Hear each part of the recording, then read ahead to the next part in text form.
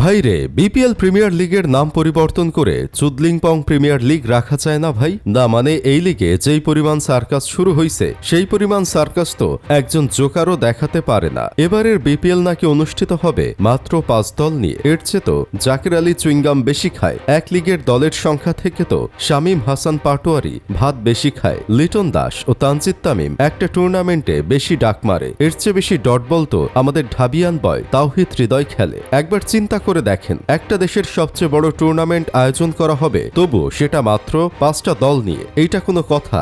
যত বড় টুর্নামেন্ট তার তত ছোট আয়োজন। কয়দিন পর এর চেয়ে ছোট হলেও অবাক হওয়ার কিছু নাই, কারণ বাংলাদেশের সবকিছু একটু ছোট ছোট হয়। মানুষের বয়স হলে যেমন ছোট হতে থাকে, তেমনি আমাদের দেশের বিপিএল এর বয়স হলেও আয়োজন ছোট হতে থাকে। অন্যান্য দেশের লিগ যত দিন যায় তত উন্নত হয়, আর আমাদের দেশের লিগ যত দিন যায় তত বাজে হতে থাকে। গতবারের বিপিএল তো তবুও 7 দল নিয়ে আয়োজন করা হয়েছিল, এবার তো সেটাও হলো না। 2 দল মাঝখান থেকে বাদ পড়ে গেছে। 2027 বিপিএল এ দেখা যাবে কোনো গ্রুপ পর্ব নাই, সেমিফাইনাল নাই, ডিরেক্ট 2 দল নিয়ে ফাইনাল আয়োজন করছে। এমনটাও যদি হয় তাহলে অবাক হওয়ার কিছু নেই। এজন্য মানুষ এই লিগকে বলে বিনোদন ফৈন্নি লিগ। আবার এই লিগে সব দেশের বুইড়া ও বুচরা প্লেয়ারদের কিনে আনা হয় বলে অনেকে এই লিগের নাম দিয়েছে বুইড়া প্রিমিয়ার লিগ। একবার চিন্তা করে দেখেন, আইপিএল শুরু হয়েছিল 2008 সালে, আর আমাদের বিপিএল শুরু হয়েছিল আইপিএল থেকে 4 বছর পর 2012 সালে। মাত্র 4 বছরের ব্যবধানে দেখেন আইপিএল কোথায় আর আমাদের বিপিএল কোথায়। ধরে নিলাম 4 বছরের ব্যবধান আছে, সাথে জনসংখ্যা বা আয়তনেরও একটা ব্যবধান আছে।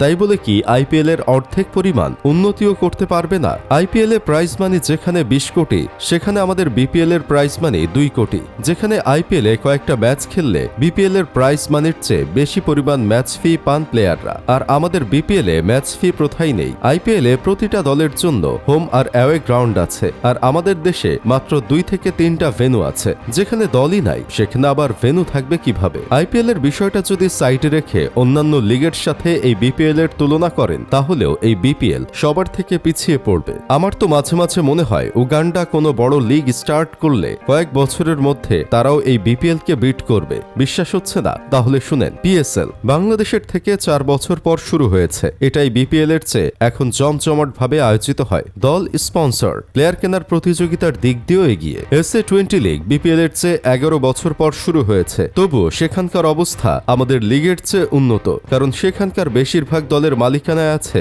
আইপিএল ফ্রাঞ্চাইজির মালিকরা। ইন্টারন্যাশনাল লিগ T20ও শুরু হয়েছে বিপিএল এর 11 বছর পরে। সংযুক্ত আরব আমিরাতের এই লিগটি বিশাল আর্থিক বিনিয়োগের কারণে খেলোয়াড়দের মোটা অঙ্কের পারিশ্রমিক দিতে পারে। এটাও বিপিএল এর সময় আয়োজিত হয়, তাই অনেক প্লেয়ার বিপিএল ছেড়ে এই লিগ খেলতে চলে যায়। আমাদের পরে এসেও কেউ রাজা হয়ে যাচ্ছে, আর আমরা দিন দিন ফকিন্নি হচ্ছি। এটাই আসলে আমাদের লেভেল। ফকিন্নি স্বভাব যতদিন আমাদের যাবে না, ততদিন আমরা বিপিএল এ কিছু করতে পারবো না।